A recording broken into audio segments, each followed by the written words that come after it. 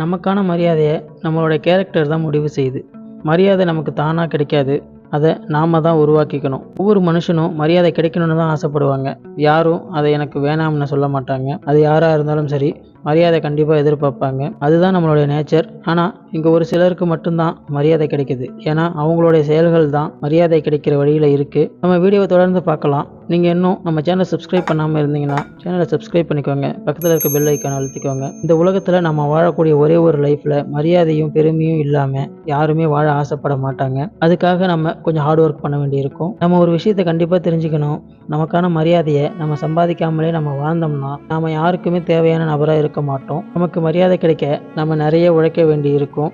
நம்மளை சுற்றி இருக்கவங்க கிட்ட மிகப்பெரிய நம்பிக்கையை உருவாக்கணும். அதுக்கப்புறம் தான் நம்மளை ஒரு மதிப்போட பார்ப்பாங்க. என்னதான் பயங்கரமா உழைச்சி நமக்கு மதிப்பும் பெருமையும் இருந்தாலும் ஒரே ஒரு நிமிஷம் போதும் அதை இழக்க. ஸோ அதை தக்க